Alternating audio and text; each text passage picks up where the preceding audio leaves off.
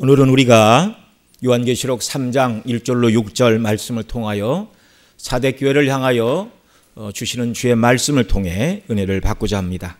성령께서 이 시간 말씀을 전하는 자를 붙들어 주셔서 말씀을 바르게 증거하게 하시고 또 말씀을 사모함으로 청종하는 모든 성도님들에게도 기름 부음의 은혜를 주시어 말씀의 본뜻을 잘 깨닫고 말씀대로 순종하여 여기서 약속하시는 복락을 정말 넉넉히 소유하는 귀한 은혜 우리 모두에게 베풀어 주시기를 원합니다.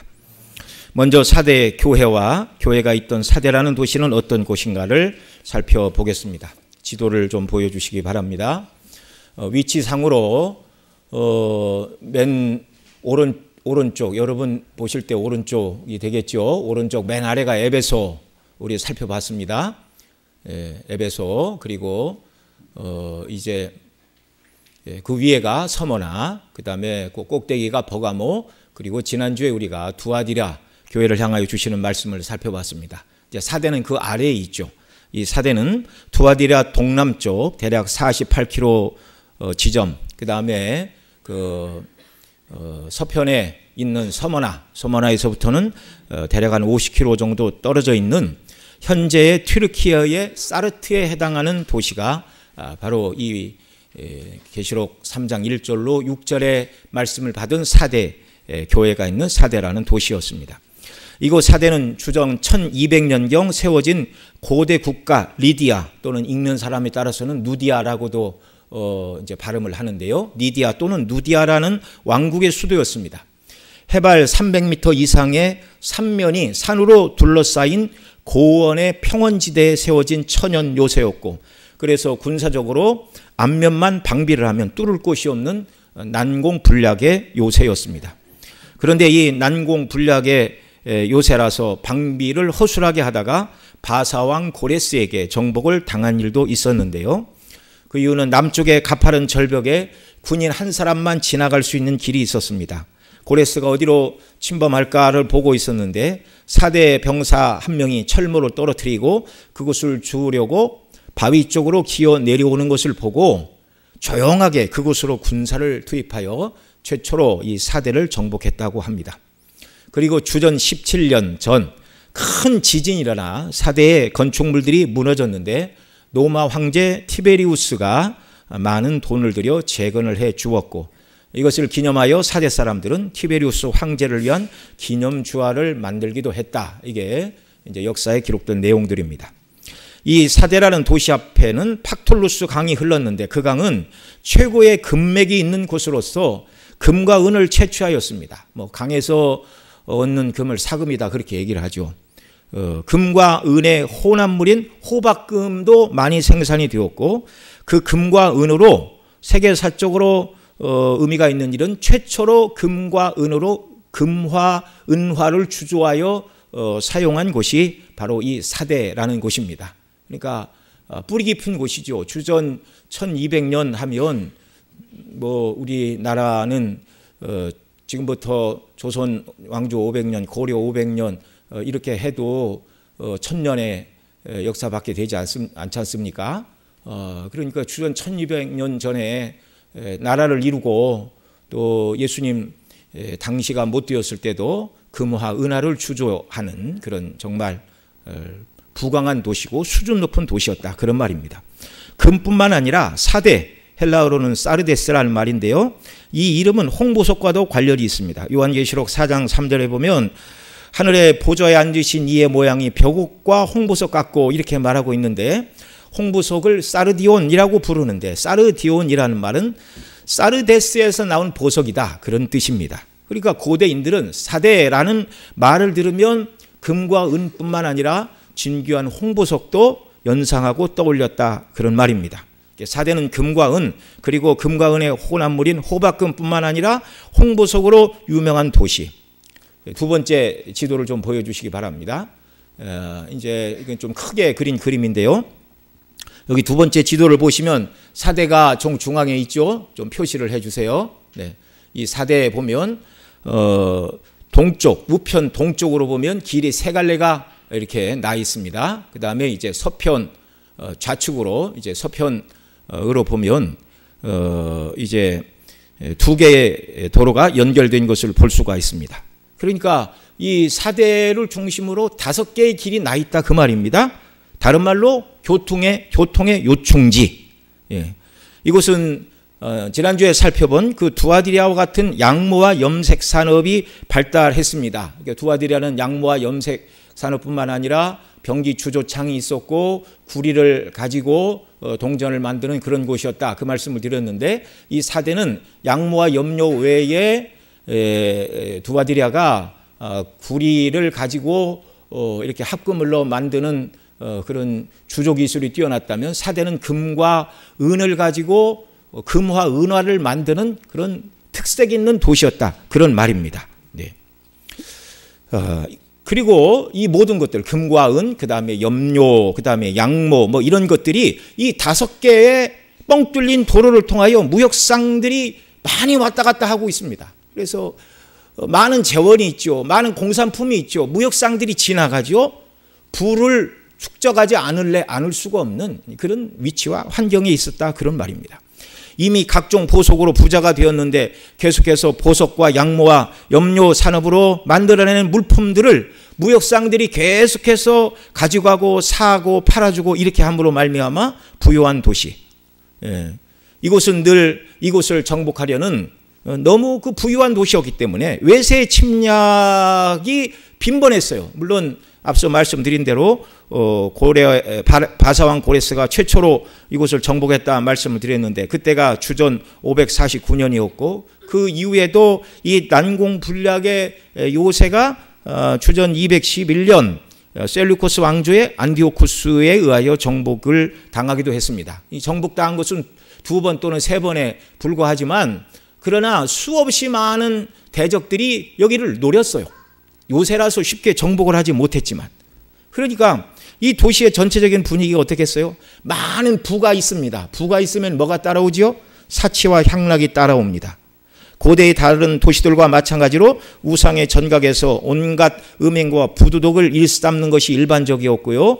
자신들의 많은 부, 금과 은, 보석들을 차지하기 위하여 끊임없는 외세의 침략을 당했는데 몇 번 함락을 당하지 않았지만 침입자들로 신경을 곤두세우고 살아가야 되는 사람들. 그러니까 부자인데 사치와 향락이 있고 죽음의 위협이 도사리고 있다.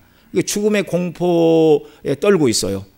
그러니 이런 사람들은 자연히 종교에 관심을 많이 가질 수밖에 없는 것입니다. 그래서 이 도시는 다양한 종교들의 문을 활짝 열어 주었고 기독교의 복음이 증거될 때에도 많은 사람이 교회를 찾아 부흥하는 그런 교회였습니다.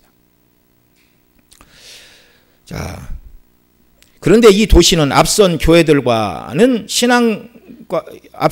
겪었던 신앙적인 어려움은 한마디도 우리 주님이 언급하고 계시지 않아요. 에베소 교회는 니골라당의 악한 미혹이 있었습니다. 서머나 교회는 황제 숭배를 강요하며 찾아온 환란과 궁핍, 사단의 회당인 유대인들의 비방이 있었고 버가모 교회는 사단의 권세가 있는 곳으로서 우상 숭배의 도시요 황제 숭배를 거절한 안디바가 순교한 곳이기도 하였죠. 두아디라 교회는 우상 숭배와 음행을 용납하는 거짓 선지자, 영적인 카리스마를 가지고 있는 거짓 선지자 이세벨이 활동을 한 그런 교회였습니다. 그런데 사대교회는 황제를 숭배하라고 공권력으로 핍박을 하거나 니골라당이나 이세벨의 교훈으로 미혹하는 이단도 없었고 유대인들의 핍박도 없는 곳이었습니다. 부자 도시에다가 핍박이 없습니다. 정말 세상 사람들뿐만 아니라 그리스도인들로서 어디 가서 살래 이렇게 물어본다면 초대교회 성도들이 어디로 가겠다고 그러겠어요? 지금까지 말씀드린 도시들은 많은 핍박과 환란과 이단의 유혹과 이런 것들이 다 있는 도시인데 오직 사대만 부유한 도시예요. 신앙을 핍박하는 사람도 없어요. 너무너무 좋죠. 그리스도인들이 편안하게 신앙생활하는 데는 이만한 도시가 없는 곳이 바로 사대라는 도시였다는 말입니다. 그런데 이 교회를 향하여 주님은 뭐라고 그러십니까? 참 두렵고 떨리는 말씀이에요. 내가 살았다는 이름은 가졌으나 죽은 자라고 주님이 부르십니다. 좋은 환경에서 평안하게 신앙생활하고 자신들을 핍박하는 자들도 없고 스스로는 아무 문제도 없고 부유하고 만족하고 내 행위를 나누니 그렇게 말씀하시잖아요. 그러니까 행위가 없는 교회가 아니에요. 뭔가 열심히 나름대로 일도 해요. 예배도 있고 섬김도 있고 구제도 있고 봉사도 있고 오늘날 교회에서 행하는 모든 활동이 그 교회에 다 있었다는 것입니다. 그런데 주님은 살았다는 이름은 있으나 죽은 자라고 말씀하세요. 오늘날 우리도 신앙생활 한다고 누가 우리를 핍박하거나 잡아 가두는 시대에 살고 있지 않습니다. 일제 강점기 시대에는 신사참배를 강요하고 지금도 북녘 땅에는 예수님을 믿는 신앙을 금지하고 믿는 자들이 발각되면 핍박하는 악한 정권을 잡은 자들이 나라를 통치하고 있으나 그러나 저와 여러분이 살고 있는 이 대한민국은 신앙 때문에 어떤 핍박도 당하고 있지 않아요. 또 저와 여러분이 살고 있는 이 시대가 역사 속에 이 나라가 가장 부유하고 부강한 시대였다는 것을 아무도 부인할 수가 없는 물질의 복을 받고 있는 시대에 저와 여러분이 살고 있습니다. 그런 의미에서 오늘날 한국교회는 사대교회를 향하여 주시는 주님의 말씀에 귀를 기울여야만 하는 것입니다. 자, 이 사대교회를 향하여 주님은 자신을 어떤 분으로 말씀하고 있죠? 오늘 본문 1절 같이 읽습니다. 시작. 사대교회의 사자에게 편지하라. 하나님의 7영과 7뼈를 가지신 이가 이르시되 내가 내 행위를 나누니 내가 살았다는 이름은 가졌으나 죽은 자로다. 아멘. 여기서 주님은 주님 자신을 소개하시되 하나님의 7영과 7뼈를 가지신 분 이렇게 소개하죠. 네. 여러 번 말씀을 드렸지만 각 교회를 향하여 예수님께서 내가 어떤 분이다라고 소개하는 예수님의 소개에 이 교회의 문제점과 해결책이 다 들어있다라고 말씀을 드렸습니다. 교회의 머리 되신 주님, 교회의 주인 되신 주님께서 이 교회의 문제점이 뭔가를 아시고 이 문제를 해결할 자가 나다. 그 말씀을 하시는 것이죠. 주님께 집중하라는 것입니다. 하나님의 7영은 1장 4절 우리가 살펴볼 때 말씀드린 대로 성경에서 7은 완전수요 온전수로 7영은 하나님의 7영 곧 하나님의 성령을 상징하는 표현입니다. 7별은 7교의 사자라고 1장 20절에서 설명해 주셨죠. 그러니까 7별은 7금초대와 같은 의미예요. 7금초대는 7교회인데 그 7교회를 인격화하여 표현할 때 7별이라고도 우리 주님이 부르고 계신 것입니다. 오늘 본문 1절에서 주님은 자신을 하나님의 7별이신 하나님의 성령님을 손에 쥐고 계시고 그러니까 성령을 보내시는 분이 예수 그리스도시다 그 말이고요. 또 7별 그 별이 인격적으로 의미하는 7금초대인 교회를 인격적인 말로 표현하고 있는 7별을 소유하신 분. 예. 여러분 구약에서 성령 역사는 크게 두 가지였습니다. 하나는 예언의 말씀을 주시는 것이고 또 하나는 죽은 자를 살리는 일이 성령의 역사였습니다. 계시가 완결된 시대에도 마찬가지입니다. 성령께서 하시는 일은 성령께서 감동하사 기록하게 하신 그 말씀을 가지고 죽은 영혼을 살리는 것이 오늘도 성령님의 역사인 줄 믿으시기 바랍니다. 단기간 내에 성령의 강력한 역사로 수많은 사람이 회심하고 주께로 돌아오는 것을 우리는 부흥이다 그렇게 말을 합니다. 부흥의 궁극적인 목적은 하나님께 영광을 돌리기 위함입니다. 성령께서 말씀으로 죽은 자를 살리는 역사를 행하신다는 걸 이제 대표적으로 보여주는 것이 에스겔 37장인데요. 에스겔 37장에 보면 하나님께서 에스겔 선지자를 하나님의 성령 가운데 환상 가운데서 골짜기로 마른 뼈가 가득한 골짜기로 데리고 가셨습니다. 네, 이 말씀을 주시는 앞뒤 문맥은 그거예요. 이미 이스라엘이 다 포로로 끌려갔어요. 북쪽에 열 지파는 이미 망한 지 오래이고 남쪽 유다 왕국, 유다와 베냐민 지파도 망해서 포로로 다 끌려갔습니다. 근데 이 마른 뼈의 환상을 주실 때 하시고자 하시는 말씀이 뭐였냐면 포로로 끌려간 이 이스라엘이 다시 돌아와 성전을 짓고 하나님을 예배하며 하나님의 백성으로 회복이 되겠느냐? 그걸 말씀하시면서 보여주신 환상입니다. 그러니까 여러분 사람이 볼 때 마른 뼈가 다시 살아나는 일은 가능한가요? 불가능한가요? 불가능하죠. 그냥 다 살가죽이 다 녹아내리고 백골밖에 없어요. 그런데 그 뼈도 다 말라 있어요. 푸석푸석 말라 있어요. 골수가 다 빠지고 밟으면 부서지는 마른 뼈예요. 이것이 어떻게 살아서 군대를 이룹니까? 불가능하죠. 그런데 이스라엘 상태가 그렇다는 것입니다. 포로로 끌려간 그들 상태가 그렇지만 지금 하나님께서 이 마른 뼈를 이렇게 세우시는 것과 같이 포로로 끌려간 이스라엘이 돌아와 나라를 이루고 하나님을 예배하고 성전을 다시 짓고 하나님의 백성이 되는 일이 불가능한 일이 아니라 가능한 일이라는 것을 보여주시는 대목입니다. 하나님께서 에스겔 선지자에게 수많은 마른 뼈를 보이시고 이 뼈들이 살 수 있겠냐 물으실 때 에스겔은 주 여호와여 주께서 아시나이다 이렇게 대답했어요. 참 지혜로운 대답이죠. 예, 주께서 아시나이다. 주님이 원하시면 살 것입니다. 네. 이때 여호와께서 에스겔에게 마른 뼈들에게 대언하라고 그랬어요. 여호와의 말씀이 생기가 너희에게 들어가게 하리니 너희가 살아나리라 라고 대언하라 하셨고 에스겔이 그 말씀대로 대언할 때 이 뼈 저 뼈가 들어맞고 뼈에 힘줄이 생기고 살이 오르고 가죽이 덮였습니다. 그런데 여전히 죽어있는 시체였어요. 다시 생기를 명하여 사방에서부터 불어와 죽음당한 자에게 불어서 살게 하라라는 말씀을 주셨고 에스겔이 그대로 대언할 때 생기가 그들에게 임하자 살아나서 일어나 극히 큰 군대를 이루었습니다. 여기 여호와께서 그의 영으로 나를 데리고 가서 골짜기 가운데 두셨다고 할 때 그의 영, 그 성령을 말할 때 그 영이라는 말도 히브리어로 루하흐이고요. 생기가 불어라고 말할 때 생기도 역시 루하흐입니다. 바람, 숨, 성령, 영 똑같은 루하흐라는 한 단어입니다. 4절로 6절에서 생기가 불어 성령의 역사로 마른 뼈들이 맞추어지고 힘줄과 살가죽이 덮여 사람의 형태를 갖추었으나 여전히 생명 없는 시체와 같은 몸에 9절로 10절에 생기가 그 시체들에게 역사하니 살아 움직이는 군대가 되었는데 이때 역사하니 생기의 역사는 죽은 자를 살리시는 성령님의 역사를 말하는 것입니다.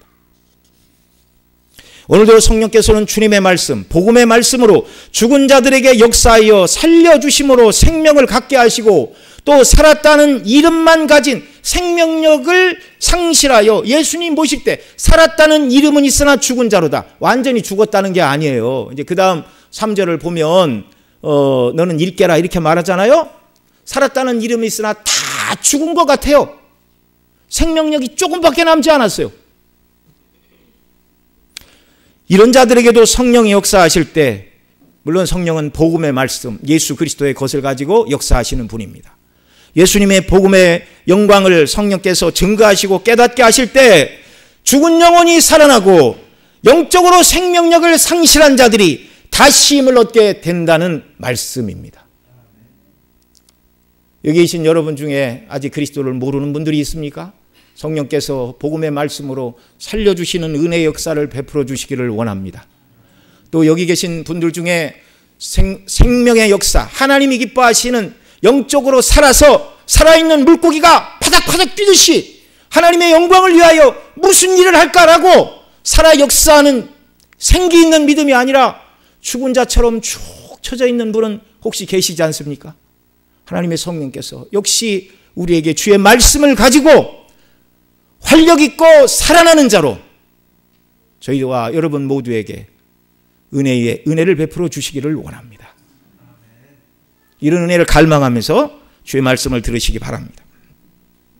주님께서 사대교회를 향하여 내가 살았다는 이름은 가졌으나 죽은 자로다라고 책망하시는 이유가 무엇이죠? 2절 같이 읽습니다. 오늘 본문 2절. 너는 일깨어 그 남은 바 죽게 된 것을 굳건하게 하라. 내 하나님 앞에 내 행위에 온전한 것을 찾지 못하였나니. 사대교회가 주님께로부터 너는 살았다는 이름은 가졌으나 죽은 자라는 평가를 받고 그 남은 바 죽게 된 것을 굳게 하라. 생명력이 조금밖에 안 남았다는 거예요. 내 하나님 앞에서 내 행위에 온전한 것을 찾지 못했다. 이렇게 말씀하십니다. 대주석가 핸드릭스는 사대교회는 겉으로는 평온한 교회로서 평화를 누리고 있으나 그 평화는 공동묘지의 평화다. 이렇게 주석을 했어요. 공동묘지의 평화가 뭐예요? 죽어서 아무런 소란이 없다는 거예요. 교회에 나와 있는 자들이 다 영적으로 죽어 있는 자들과 같다는 말입니다. 그래서 영어로 death in the pew 그렇게 표현을 하고 있는데요. 여기 PU라는 PEW라는 이 단어는 교회 신자들이 앉는 자리, 여러분들이 앉는 자리를 영어로 PU라고 말합니다. 교회에 많은 사람들이 앉아 나와 있으나 영적으로 죽은 자들이 앉아 있는 교회가 사대교회였다는 말이에요. 사대교회 안에 예배도 있고 섬김도 있고 봉사도 있고 교제도 다 있었습니다. 그 말이 살았다는 이름은 가졌다는 거예요.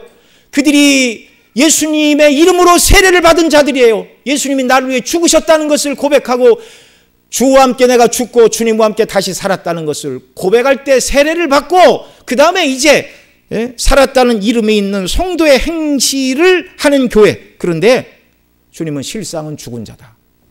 몸이 죽은 게 아니죠. 뭐 심리적으로 낙심하고 뭐 우울증에 빠져 있다 그런 얘기도 아닙니다. 영적으로 죽어 있다 그 말이에요. 영적으로. 내 하나님 앞에 내 행위에 온전한 것을 찾지 못한다 하셨는데요. 여기 온전한 것이다라는 말의 헬라어의 본뜻은 충만, 가득 채워진 그런 상태를 말하는 것입니다. 행위가 있기는 있습니다. 없는 게 아니에요. 말씀드린 대로 예배도 섬김도 봉사도 교제도 외적인 행위는 가득 찬데 하나님 앞에서 내 행위에 온전한 것. 사람 볼 때는 행위가 충만한데 하나님이 보실 때 진정한 의미에 기뻐하실 만한 참된 영적인 행위가 없는 교회다. 그런 말입니다.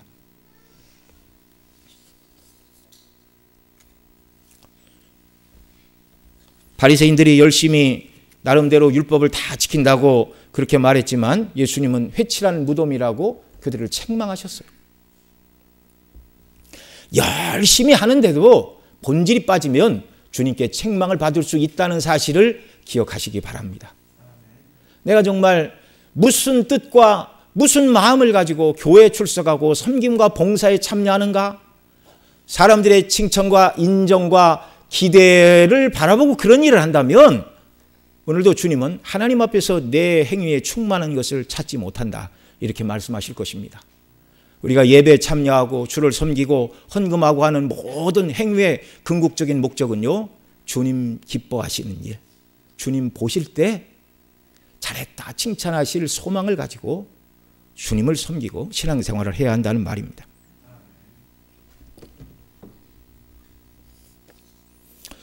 어떤 분은 살았다는 이름은 있으나 죽은 자로다라는 이 말이 열심히 모이고 예배도 드리고 섬김도 구제도 있지만 복음에 대한 열정이 사라졌고 예배의 감격을 잃어버렸고 예수님을 사랑하는 마음이 없는 상태가 바로 살았다 하는 이름은 있으나 죽은 자 같은 모습이라고 말하기도 합니다. 맞는 말이에요. 경건의 모양은 있으나 경건의 능력은 상실한 교회다. 그렇게 평가하는 분도 있습니다. 역시 맞는 말입니다. 그러면 무슨 이유 때문에 사대교회는 살았다는 이름은 가졌으나 죽은 자요. 또 하나님께서 보실 때 행위에 온전한 것을 찾지 못한 교회, 곧 완전히 죽은 것은 아니지만 다 죽은 것 같은 이런 교회. 예. 주님이 지금 죽어가는 자를 보고 안타까워서 깨어나라고 지금 말씀을 하시는 거예요. 자, 이런 평가를 받는 이유가 무엇이죠? 오늘 본문 2절에 보면 너는 일깨워라고 말씀하시고 3절에서도 만일 일깨지 아니하면 내가 도둑같이 이르리니 어느 때에 내게 이르는지 내가 알지 못하리라 또 이렇게 말씀합니다. 여기 일깨라는 말은 깨어있으라는 말이에요. 신약에서 깨어있으라 이 말은 예수님 재림의 날을 바라보고 깨어있으라는 말입니다. 마태복음 24장 38절로 39절 그리고 42절로 44절 우리 같이 읽습니다. 홍수전에 노아가 방주에 들어가던 날까지 사람들이 먹고 마시고 장가들고 시집가고 있으면서 홍수가 나서 그들을 다 멸하기까지 깨닫지 못하였으니 인자의 맘도 이와 같으리라. 42절 그러므로 깨어있으라. 어느 날에 너희 주가 임할는지 너희가 알지 못함이니라. 너희도 아는 바니 만일 집주인이 도둑이 어느 시각에 올 줄을 알았다면 깨어있어 그 집을 뚫지 못하게 하였으리라. 이러므로 너희도 준비하고 있으라. 생각지 않은 때에 인자가 오리라. 여러분 여기서도 깨어있으라. 도둑이 온다. 오늘 우리가 읽은 본문 3절 만일 깨어있지 않으면 내가 도둑같이 이르리라. 이게 다 주님의 재림과 연관해서 주신 말씀들이라는 것입니다. 데살로니가전서 5장 2절 4절 6절에서도 이렇게 말합니다. 같이 읽습니다. 주의 날이 밤에 도둑같이 이를 줄을 너희 자신이 자세히 알기 때문이라. 형제들아 너희는 어둠에 있지 아니하며 그날이 도둑같이 너희에게 임하지 못하리니 그러므로 우리는 다른 이들과 같이 자지 말고 오직 깨어 정신을 차리자.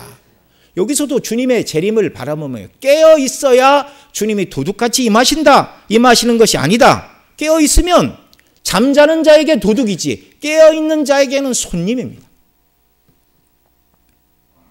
베드로후서 3장 10절에도 이렇게 말합니다.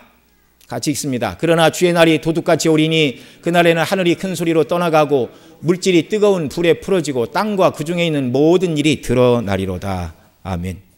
여러분, 성도가 깨어 있어야 주님의 재림이 도둑같이 임하지 않는다 말씀하고 있어요.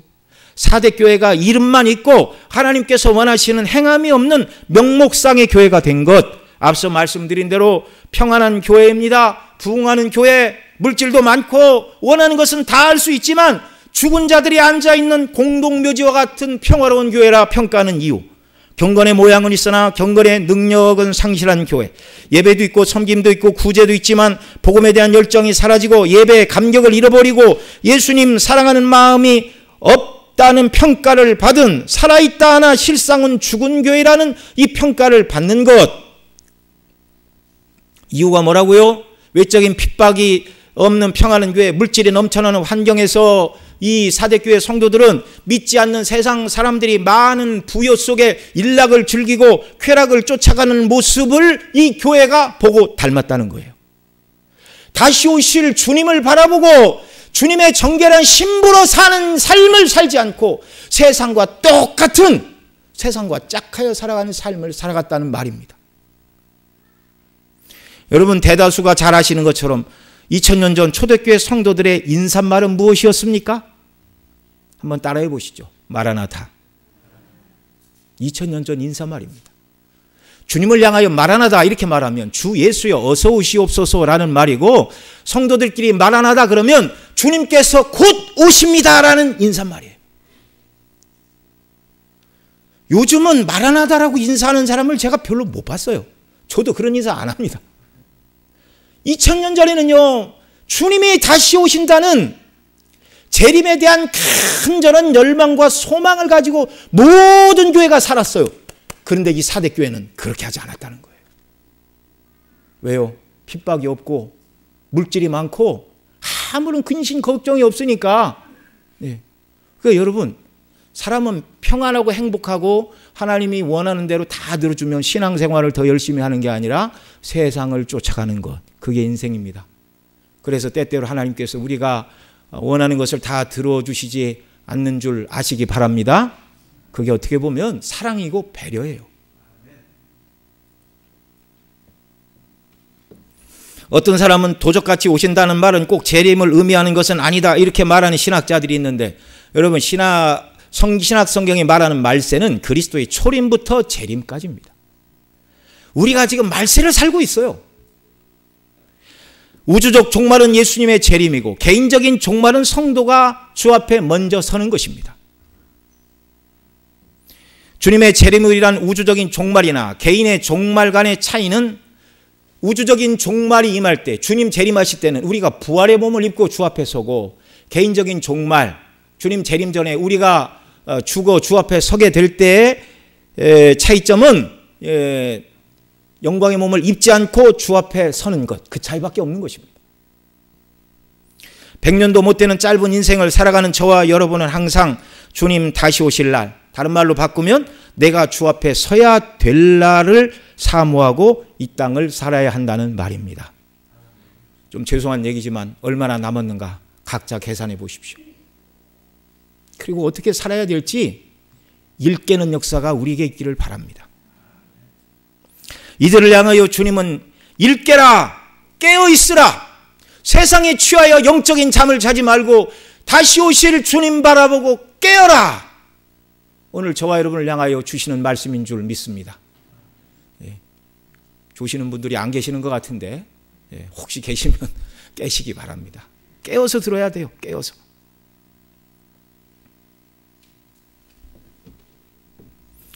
너는 일깨어 그 남은 바 죽게 된 것을 굳게 하라. 완전히 죽은 것이 아니라 그 말이죠. 그러나 영적으로 다 죽어가는 모습이라는 말입니다. 여러분, 죽음이 무엇이에요? 죽음은 분리입니다. 신학적으로 육체의 죽음을 영혼과 육체의 분리라고 그렇게 표현해요. 영적인 죽음은 무엇입니까? 생명이신 하나님과의 관계의 단절, 하나님과 분리예요. 분리. 그러니까 주께서 사대교회를 향하여 살았다는 이름이 있으나 죽은 자로다, 그 말은 그들이 행하는 모든 일들이 주님 다시 오실 날을 바라보고 주님과 관계에서 행하는 일이 아니라는 거예요.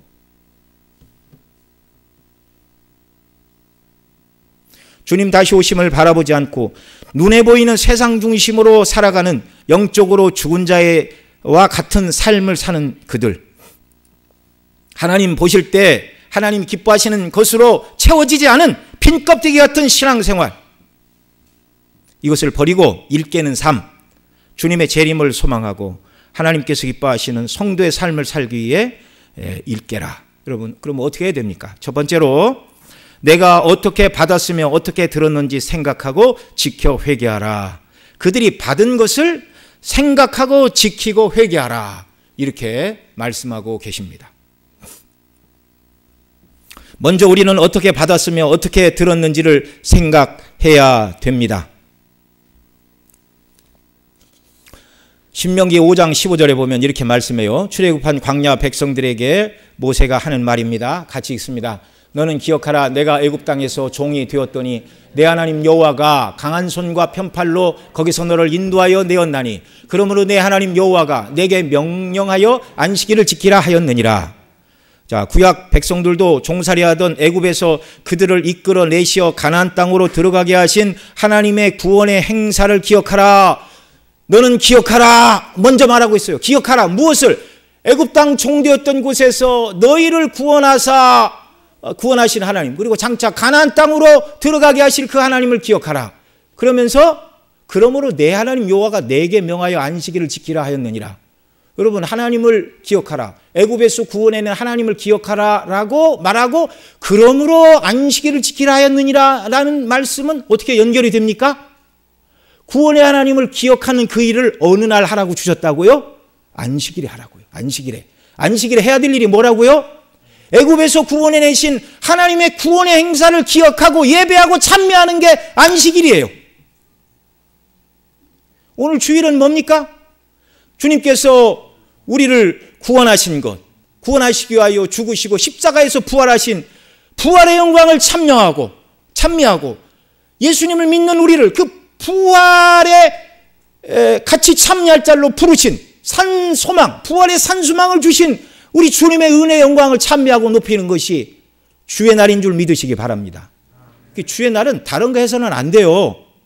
하나님 나라 갈 때까지 주님의 재림을 깨어서 기다리고 하나님이 기뻐하시는 성도로서 살기를 원한다면 주일을 온전히 성수하고 주일에 주시는 말씀을 통해 은혜를 받고 주일을 주님과 동행하는 일에 힘써 사용하는 귀한 역사가 있기를 바랍니다. 그렇지 않으면 신앙이 흔들리는 거예요.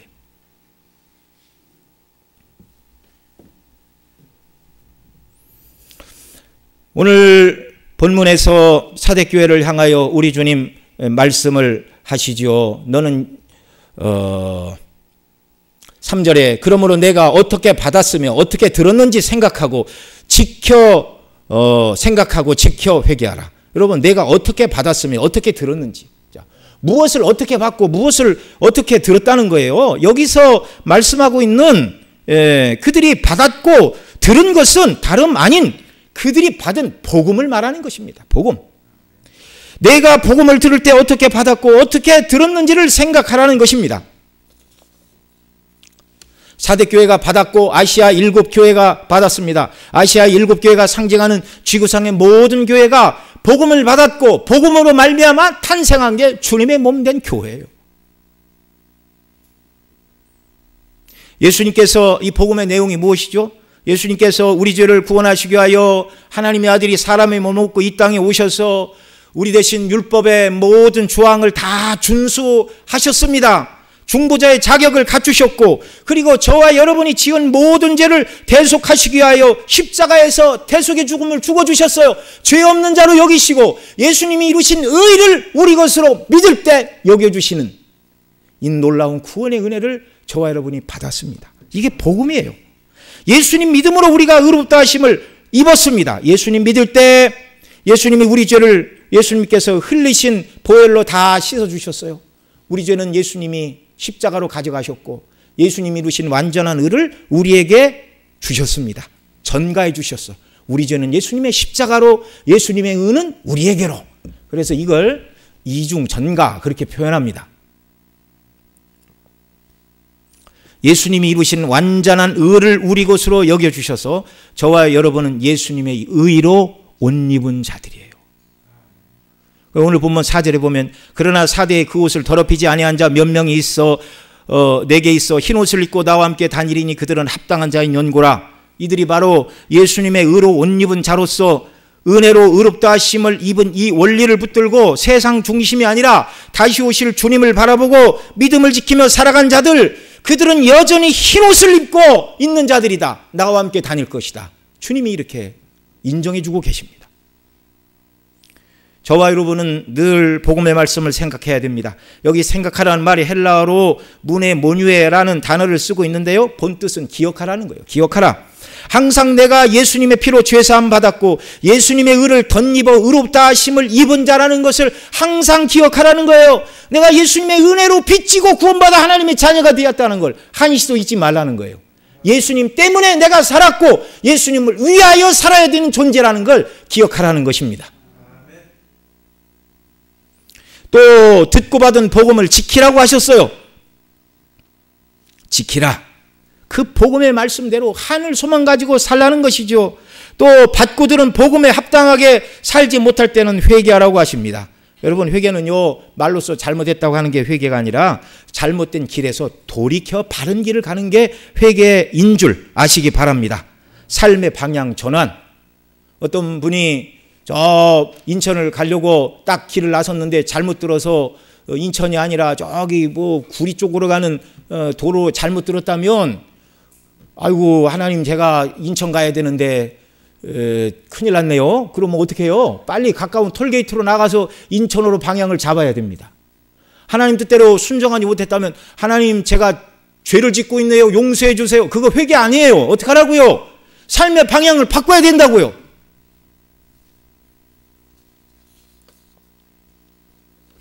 이렇게 복음을 기억하고 지키고 회개하는 것이 일깨는 삶의 첫 번째입니다.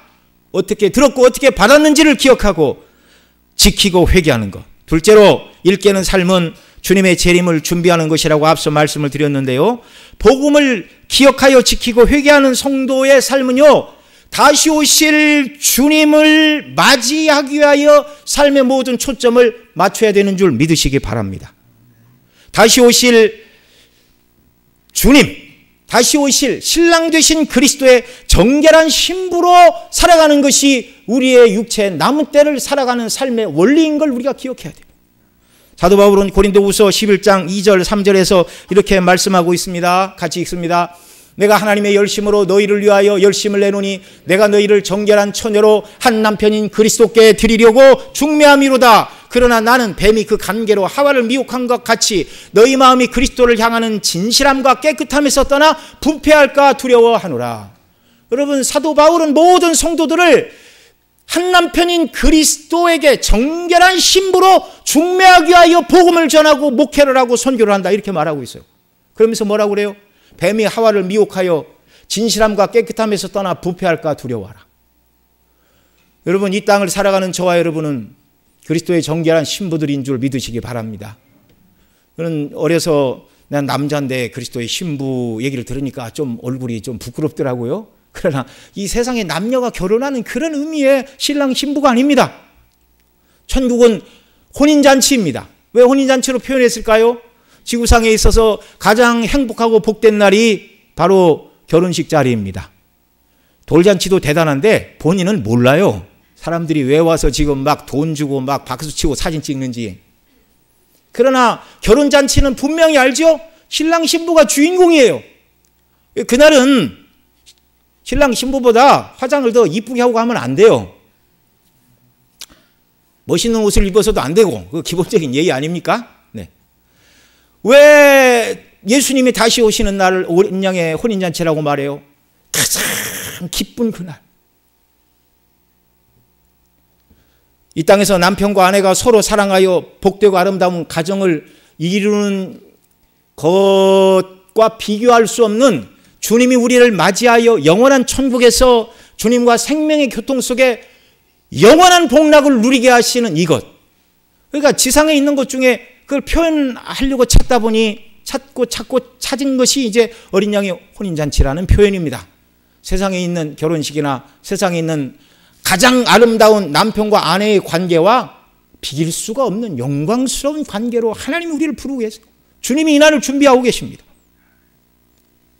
여러분, 그에 걸맞게 저와 여러분 모두는 진실함과 깨끗함으로 정결한 그리스도의 신부로 이 땅을 살아가는 귀한 역사가 우리에게 있기를 바랍니다. 요한 사도는 요한일서 3장 2절로 3절에서 또 이렇게 말씀하였습니다. 같이 읽습니다. 사랑하는 자들아, 우리가 지금은 하나님의 자녀라. 장래 어떻게 될지는 아직 나타나지 아니하였으나 그가 나타나시면 우리가 그와 같을 줄을 아는 것은 그의 참 모습 그대로 볼 것이기 때문이니 주를 향하여 이 소망을 가진 자마다 그의 깨끗하심과 같이 자기를 깨끗하게 하느니라. 아멘. 주님 다시 오실 날을 바라보는 성도, 그리스도의 정결한 신부라는 의식을 갖고 있는 성도는요, 세상을 취하거나 세상 닮지 않는다는 것입니다. 그리스도의 깨끗하심과 같이 자기를 깨끗하게 하느니라. 주님의 신부로서 걸맞는 사람으로 준비하고 살아가야 된다. 제 말이 아니라 주님 말씀입니다. 이렇게 살아가는 사대 성도들이 되기를 원하여 이기는 자가 되라고 하십니다. 5절 6절 같이 읽습니다. 오늘 본문. 이기는 자는 이와 같이 흰 옷을 입을 것이요 내가 그 이름을 생명책에서 결코 지우지 아니하고 그 이름을 내 아버지 앞과 그의 천사들 앞에서 시인하리라. 귀 있는 자는 성령이 교회들에게 하시는 말씀을 들을지어다. 여기 이기는 자는 복음의 말씀을 기억하고 지키고 회개하고 예수님 재림을 바라보고 세상에 물들지 않고 진실함과 경건함으로 깨어있는 삶을 살아가는 재림을 준비하는 성도들을 말하는 거예요. 이것이 오늘 본문이 말하는 이기는 자입니다. 이런 의미에서 저와 여러분 모두가 이기는 자로 이 땅을 살아가는 역사가 있기를 원합니다. 자, 이기는 자에게 주시는 복락 첫 번째, 흰옷을 입혀주신다 말씀하고 있어요. 흰옷은 고대 페르시아에서 왕이 귀하게 여기는 사람들에게 흰옷을 입혀 함께 왕궁의 정원을 거닐었다고 그럽니다. 그 정도가 아니죠. 성경이 말씀하는 흰옷은 거룩하고 영화로운 천국 잔치에 참여할 자들이 입기에 마땅한 예복을 말하는 것입니다. 예수님의 의로 입혀주신 의의 옷을 더럽히지 않고 주님 다시 오실 날만을 바라보고 깨어서 복음에 합당하게 그리스도의 정결한 신부로 주님의 재림을 갈망하며 살아온 자들에게 우리 주님은 새하늘과 새 땅에서 그 잔치에 참여하기에 합당한 거룩하고 완전하며 아름다운 흰옷을 우리에게 입혀주시고 영원토록 주님과 함께 거하며 잔치에 참여하는 복락을 누리게 하신다는 말입니다. 이 말이 흰옷을 입혀주신다는 말이에요. 두 번째로 내가 그 이름을 생명책에서 결코 지우지 아니한다. 이 생명책에서 이름을 결코 지우지 않는다는 말은 이런 사람이 아니라면 구원받았지만 생명책에서 이름이 지워지고 지옥을 갈 수도 있다. 그것을 말하는 것이 아닙니다. 구원이 취소될 수 있다는 말이 아닙니다.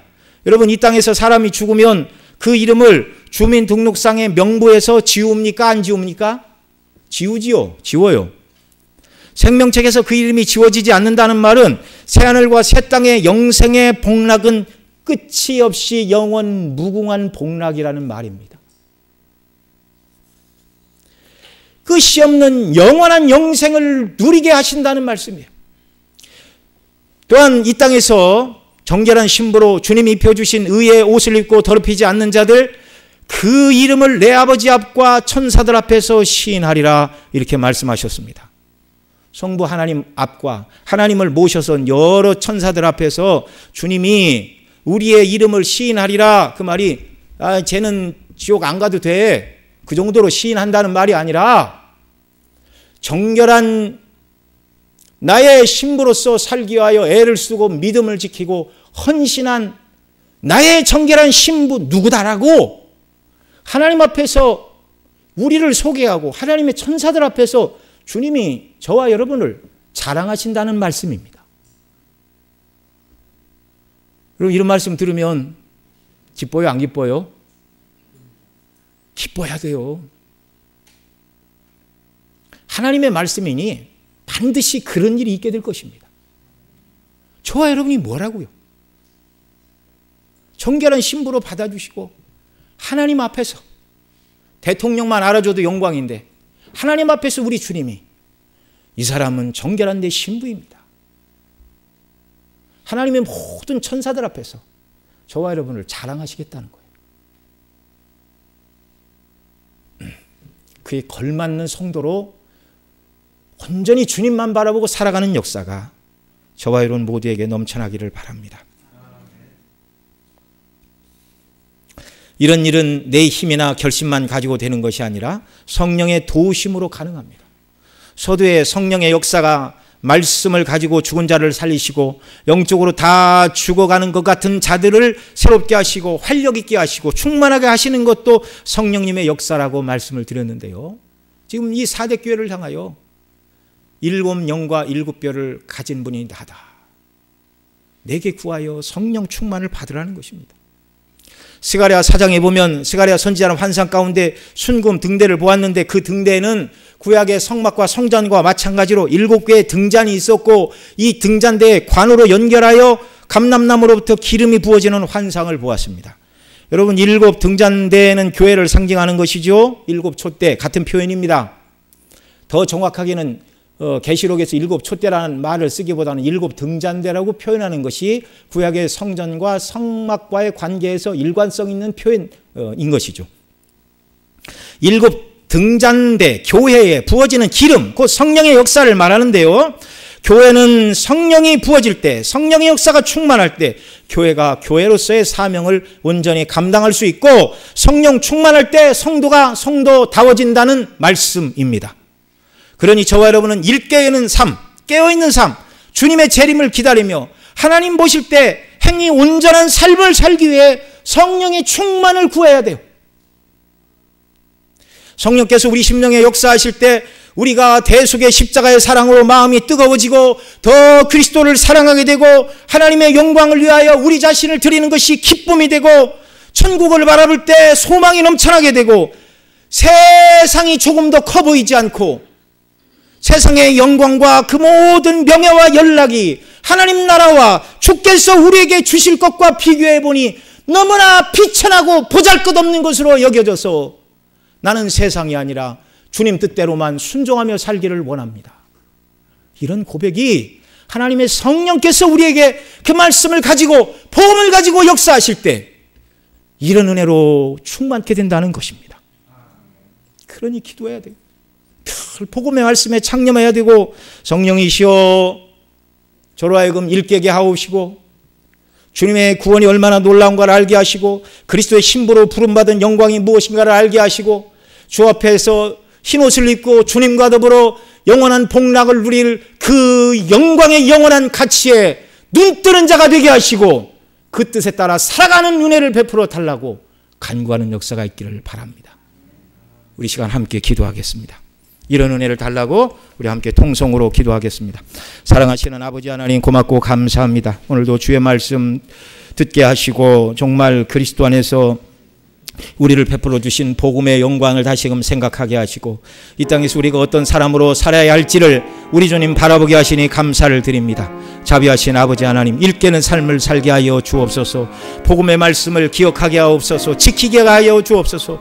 그 뜻대로 순종하지 못할 때는 돌이켜 회개하는 은혜를 우리에게 허락하여 주시옵소서. 일깨는 삶 곧 주님의 재림을 바라보는 삶이 되게 하여 주시옵소서. 다시 오실 주님을 바라보고 그리스도의 정결한 신부로 이 땅을 살아가는 은혜를 주시되 이것이 내 힘과 노력으로 되지 않사오니 성령 하나님 우리의 눈을 밝혀 주시옵소서. 우리가 받은 구원 얼마나 영화로운가 그리스도의 놀라운 대속의 사랑을 깨달아 알게 하여 주옵시고 그리스도의 정결한 신부로 흰옷을 입고 하나님의 천국잔치에 참여하는 것에 영광을 깨달아 알게 하여 주옵소서. 이 영광과 이 가치에 눈뜨는 자들이 되어서 세상이 보잘것없는 것으로 여겨지는 저희들이 되게 하여 주시기를 원하옵고 주님이 기뻐하시는 충성된 삶의 자리로 나아가는 은혜 위의 은혜를 저희 모두에게 한량없이 부어 주시옵소서. 존귀하신 우리 구주 예수님의 이름으로 기도드리옵나이다. 아멘.